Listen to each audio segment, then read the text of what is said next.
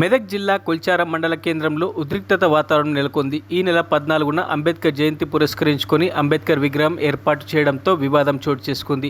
అదే చోట ఈ రోజు శివాజీ విగ్రహం పెట్టేందుకు ప్రయత్నించడంతో ఇరు వర్గాల మధ్య వివాదం చోటు చేసుకుంది. వెంటనే స్పందించిన ఎస్ఐ మహమ్మద్ గౌస్ ఘటనా స్థలానికి చేరుకొని ఇరు వర్గాలను చెదరగొట్టారు. పరిస్థితి ఉద్రిక్తంగా మారడంతో పోలీసు బలగాలను మోహరించారు. కాగా విషయం తెలుసుకున్న డీఎస్పీ ప్రసన్న కుమార్, సీఏ రాజశేఖర్ రెడ్డి గ్రామానికి చేరుకుని వివాదాస్పద అంబేద్కర్ విగ్రహాన్ని పరిశీలించారు. అనంతరం డీఎస్పీ మాట్లాడుతూ అనుమతి లేకుండా విగ్రహాలు ఏర్పాటు చేస్తే చట్ట ప్రకారం చర్యలు తీసుకుంటామన్నారు. గ్రామంలో ఎక్కడైనా విగ్రహాలు ఏర్పాటు చేయాలనుకుంటే మొదట ప్రభుత్వం నుంచి అనుమతి తీసుకోవాలి. ఈ సందర్భంగా వారు సూచించారు. ఆ కమిటీలో కంపల్సరీ మెంబర్ కలెక్టర్ గారు ఉంటారు, కలెక్టర్ గారు ప్లస్ ఎస్పీ గారు, అదేవిధంగా మున్సిపాలిటీలో అయితే మున్సిపల్ కమిషనర్ గారు మెంబర్గా ఉంటారు, గ్రామ పంచాయతీలో అయితే గ్రామ పంచాయతీ ఆఫీసర్స్ మెంబర్స్గా ఉంటారు. ఆ కమిటీ డిసైడ్ చేసిన తర్వాత మాత్రమే అప్రూవల్ అయిన తర్వాత, కమిటీ అప్రూవల్ అయిన తర్వాత పర్మిషన్ తీసుకుని మాత్రమే విగ్రహాలు పెట్టాలి.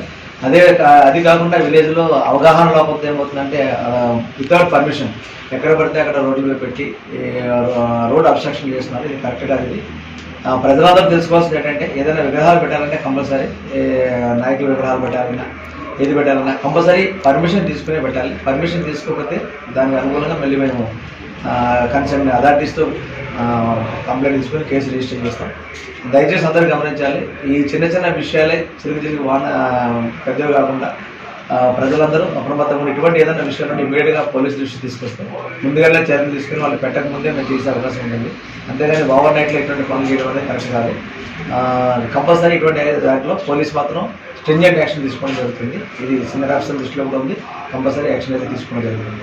ఇటువంటి పరిస్థితి కూడా పెద్దలు విలేజర్స్ వీళ్ళందరూ కూడా సహకరించి ఎంకరేజ్ చేయొద్దని చెప్పి అందరినీ రిక్వెస్ట్ చేస్తాం. మరిన్ని అప్డేట్స్ కోసం మా ఛానల్ని సబ్స్క్రైబ్ చేయండి.